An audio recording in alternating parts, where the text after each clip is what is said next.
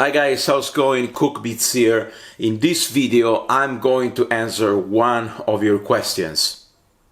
As many of you know, I was a resident DJ for the infamous King Kong Club night in Dublin at the Village.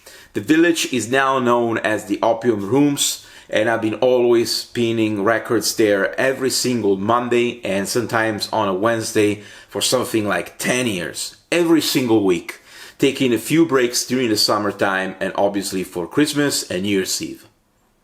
Now, in some of the nights, depending on the situation, I will put on rock music, pop, funk, and occasionally house music, drum and bass, and sometimes even techno.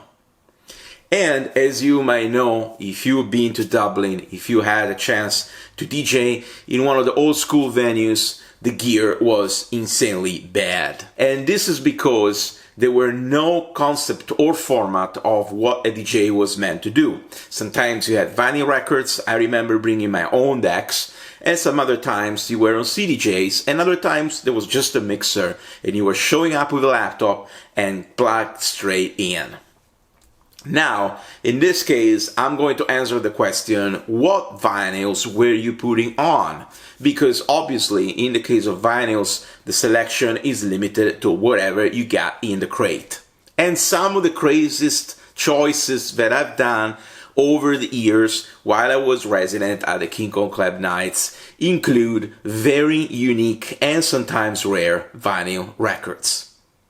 Now, some of the vinyls include this one, which is Miroloja and Swoy, Like Really EP.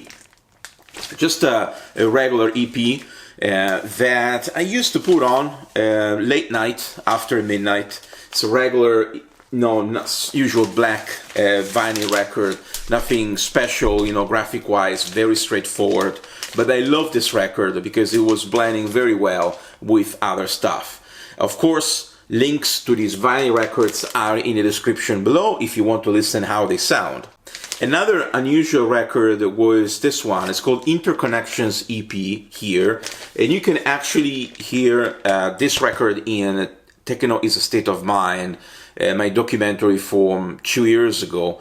This record, it's quite interesting. Some of the tracks are deep house, other are house. It's one of those DJ Tools records that you can use if you don't really know what to expect audience-wise.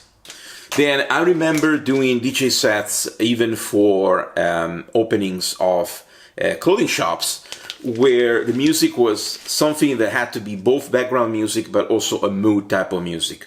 This record by John Roberts, Glass Heights, or Glass Eights, it's very, very interesting. It's Glass Eights actually. Very interesting. This is the side B. And I was choosing the side B because I really liked a record, tracks called the Either or Not, Dedicated, Navy Blue. This is some spare, minimal micro house with piano chops. Very, very interesting. Again, links to the records are in the video description. And of course, Double Hill, Purple Hills. This record is seriously a vibe, and not just because Wolf and Lamb was supporting it, or because you might have heard tracks from this record at the Watergate in Berlin, but it's basically one of those records that are perfect to close a night. It doesn't matter if you were spinning anything pretty much, like acoustic singer-songwriter stuff, rock, pop. If you put this at the end of the night, you're guaranteed to have nostalgia feelings. Now, in the more obscure and kind of like, dark vibes, which I love when it comes to techno, this record, which does look like a white label record, but it's not, is from Nodge. I love Nodge productions, in particular this one, Convergence. DNA is also pretty good too. It's just one of those records, where I think the BPM is like 128, it's nothing too crazy, but it's very, very good. In this case, I remember there was a night where we had a group of French people coming from a rave, and they wanted to have something, which wasn't too crazy. It was about 2 a.m. The venue was going to close in about 30 minutes, and I put this on, and it was a really, really nice blend. Now, this is a homework record.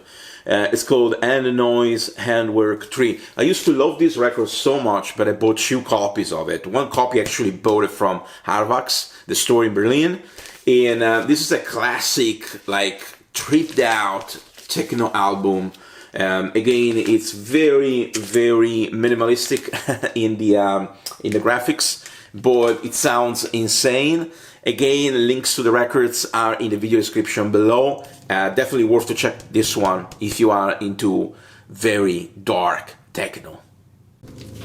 I remember that I had one night where we had a lot of experimental post-rock bands, and I wanted to put on something really trippy, and this record, which is, I think it dates back to 2015, even it looks, you know, like it's something out of a 70s record.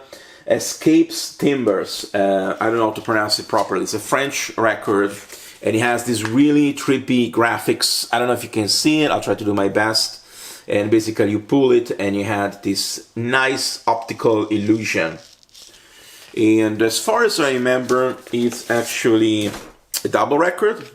No, I'm wrong. It's a solid 1 record. Jonathan Fitoussi and Clemens Hourrière. I'm probably butchering the names. These guys, they make some crazy music. I saw this record on Discogs, and it's pretty expensive now. I was actually thinking about selling it for a while because I have obviously the Wave high quality audio file version.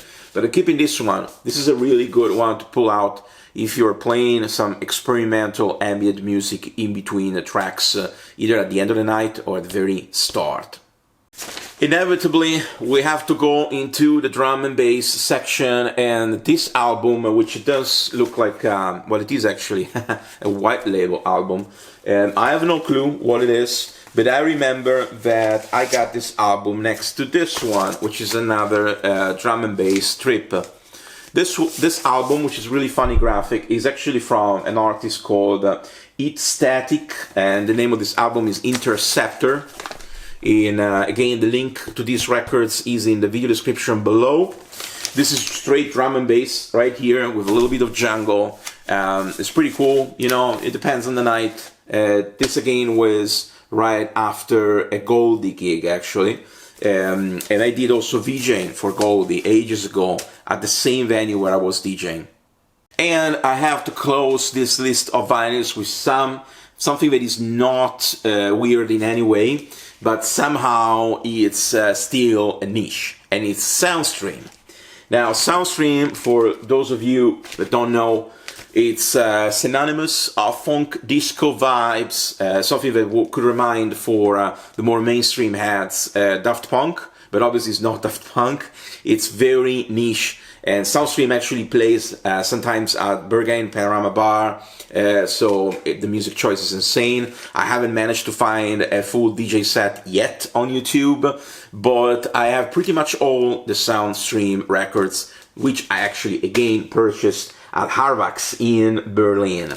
This album in particular, it's live, goes on. I heard this album also in an amazing venue in Lisboa in Portugal many years ago when I toured in Portugal. I was in Lisboa, in Faro, in Porto, and there was this venue. I can't remember the name now, but it's a very, very big venue in the center of Lisboa. If I'm right, it should be called Lux, L-U-X, but I'm not 100% sure. And they had exactly this record playing loud in the speakers on the main stage. So stay tuned for more vinyl releases. Now, these are not my current selection for when I go and I do DJ sets, but it's kind of like a weird selection specifically to answer your question of what was I playing during my residency at the Village in Dublin for 10 years, many, many years ago. Obviously, those are only some of the selections, some of the vinyls. Everything else was pretty straightforward. You can find it easily on Juno downloads, on TrackSource, or on Beatport. Stay tuned for more.